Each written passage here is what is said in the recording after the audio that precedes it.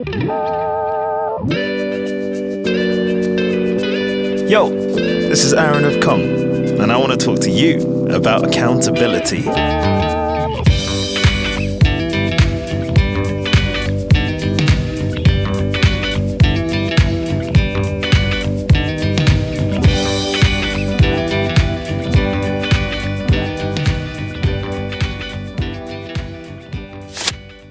Okay, Internet.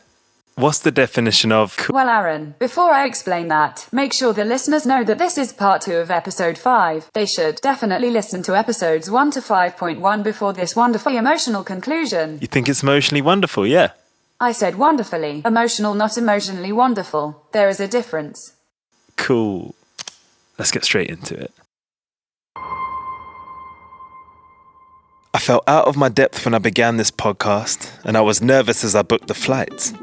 But both of these journeys have to come to an end.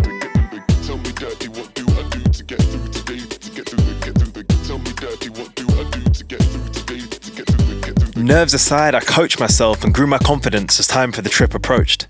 A few friends had told me I was being brave, but a large part of the world was literally burning, and the night before travelling, I saw 1917 in IMAX, so in comparison, bravery felt like a bit of an overstatement. What do I do? 'Cause I will give anything to be more like you. As I arrived in St. Vincent, I felt calm. A mission is a mission, and there was no turning back now. Though the night before going to see him, I couldn't write or create. The only thing my body could focus on was running on the beach and feeling the ocean. But what had I learned? I thought of all of my guests from the podcast and what we'd practiced. I thought of Dario's reminder to live in the now, and Fabienne's ability to embrace her demons. I thought of Pablo's wisdom and channeled the strength of my community. I thought of Rose's bravery and honesty. I thought of my mum finding her new family at 40 and raising us with no parenting of her own. What do I do? 'Cause I will give anything to be more like you. The morning of, my stomach was twisted. Meeting my distant sister eased the anxiety a little until she revealed that no one apart from her knew I was on the island. She had decided a surprise was a nice idea, but I was worried that after so long, it would look like an ambush. I tried to prepare myself. What would I ask him? Would I get angry? Would I cry? Have you seen that episode of Fresh Prince where Uncle Phil takes Will in his arms? Or Good Will Hunting when Robin Williams embraces Matt Damon and says, "It's not your fault." Yeah, you know the scenes. Would I become a sniffling Will Smith or a blubber out loud Will Hunting? Where there's a will, there's a way through. I can definitely do this. This is just one day, and after it I can get on with the rest of my life. I realise how excited I am for this year. Adventures with my event production crew House of Dinosaur, writing songs and travelling with Son of Kong, and performing with the fellas. Today was just one bit of punctuation. I was greeted at the door of a big house by an auntie. I wish you could have seen her face. First shock and then a smile. "Freckles," she recalled. We quickly caught up, but honestly, I don't remember what was said. I just wondered if he could hear me at the door. Auntie Chloe led me through a corridor to a room with a bed and an open window for the breeze, family flowing in behind. There would be no anger, no profound questions, and at first I thought no conversation at all. In the bed was an old man, asleep, laying almost fetal. A soft brown sheet of skin covering his stick-thin legs and arms. A thin cotton sheet covering him. His skeletal face and forearms poked out of the top. Hands hidden under piles of pillows cocooning his head. Auntie Chloe knew how to wake him. "Mr. Edwards, somebody here to see you." As his eyes opened slowly, I said the only thing I'd prepared, rehearsed walking up the hill towards the house, thinking to myself, this could be like the movies.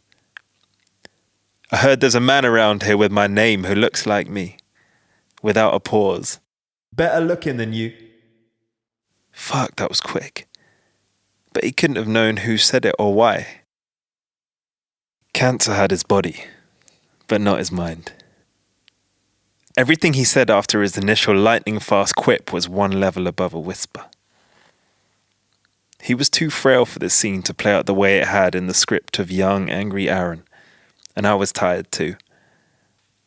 Just grateful to have made it there and to sit with him. Of an hour-long stay, the first 15, family filled the room and interrupted with cold drinks and cake. I love cake, but this was not the time for cake. We only had 5 clear minutes alone, and I felt a little cheated. Even though he never lifted his head, he could tell when the room was empty. "Is it just you?" he asked. I nodded. He inhaled sharply as if something was coming, as if to cry. Here it comes, I thought. He just fell asleep. I sniggered, feeling cheated again.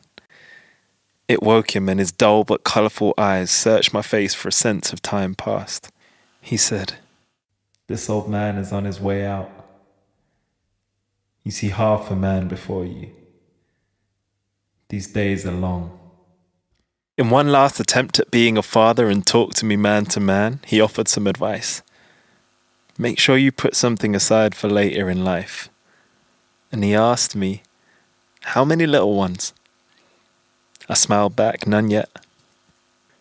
I responded with so much more in my head, and I wondered why I held back. I hated myself a little bit for that. "How many have you had?" Earlier over a beer, my sister and I had counted 8. His answer was 12 or 13. 12 or 13. You don't know, or you don't care. I told him I was glad that he had met my mother, and I thanked him for giving me life. He just exhaled in acknowledgement. I hadn't missed out on anything. Our deadline was 5 p.m. At 5 to 5, I asked if we could shake. I lifted the pillow next to his head, and the hands that were hidden below were young man's hands, just like mine. The only thing about him plump and full of life. Placing my hand in his own, his fingers flickered, and I think he did his best to clasp. In my chest, I said I forgave him, and in the room, I said goodbye.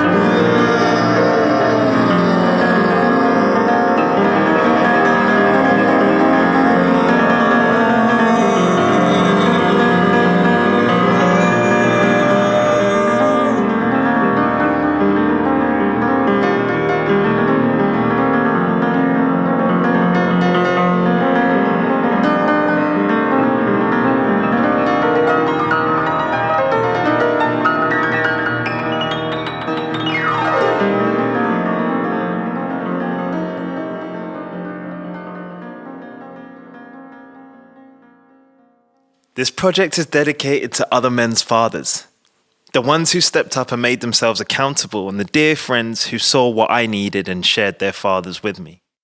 To Luke, my stepfather as a kid who taught me to build and fly kites.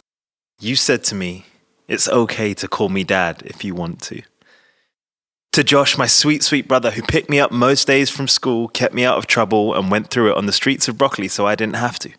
To Oscar, my next door neighbour who left a crack in the fence and secretly topped up my pocket money. To Fawakan, my godfather, who taught me to use tools and to sculpt anything my mind could think of with clay. To Michael, father to my oldest friend Renako, who taught me when to be serious and when to be silly. To Philippe, father to Alex, who gave me my first freelance opportunities. To August, father to my surrogate brothers Ash and Dario from episode 1, who brought me on stage around the world to open his shows. To Pablo, Adisa and Tokes, who continue to support young black men in the community in London through the Origin Project. And many, many more.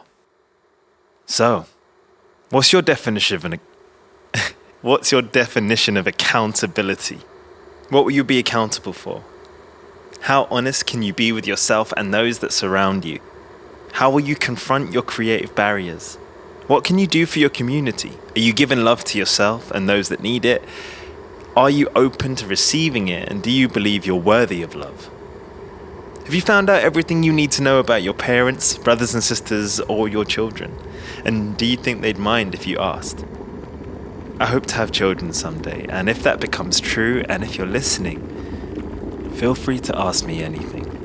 I'll put the kettle on, we'll sit down with all of our demons, and I'll tell you how a microphone, a laptop, and a little help from my friends helped me to make the biggest journey of my life and find peace. Thank you for listening.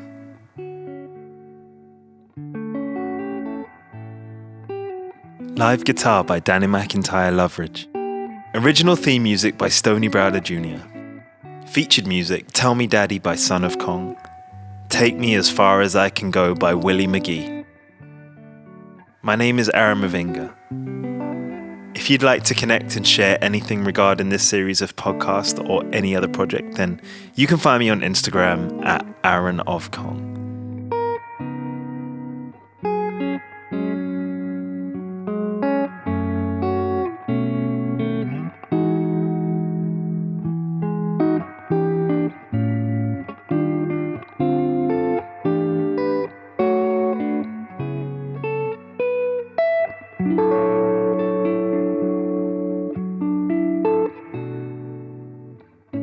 When giants fall and hit the ground,